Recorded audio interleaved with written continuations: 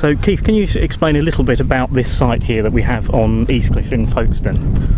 Well, we're looking at the remains of a Roman villa, probably built about the 2nd century AD.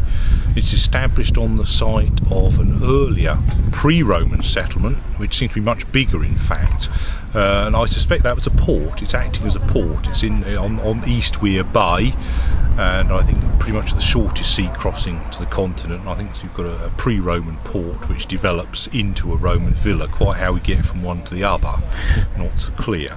But there is a long established occupation on this site, going back to probably at least 200 BC, with intermittent stuff prior to that even.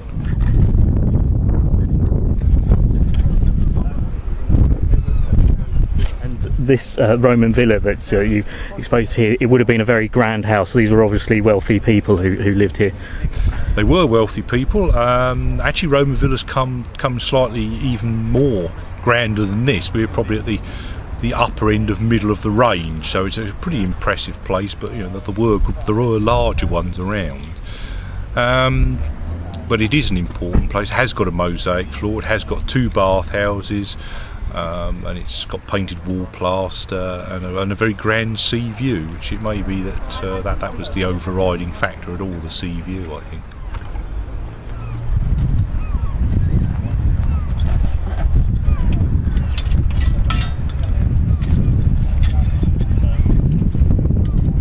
And I understand that the reason you're doing this work, again, is it's quite close to the cliff edge and erosion is a problem, so you're trying to kind of discover as much as you can while you still can.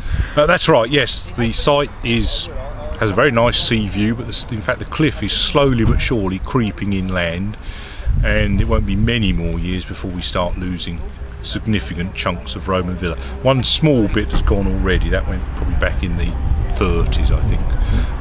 So we haven't lost much lately, but we will in due course start losing quite major chunks of the villa. So once it's gone and landed on the beach, that's the end of it. So we really need to do what we can do now. And I understand while you're carrying out this work, people can come down and have a look at what you're doing and visit the site and learn a bit more about it. That's right. We're very pleased to see anyone who wants to come and visit us. Really, it's free. We'll have people on site to have a look, to show what's what, and a small display of finds in the caravan there. So we're very pleased to see everyone who wants to come. That's great, Keith. Thanks very much.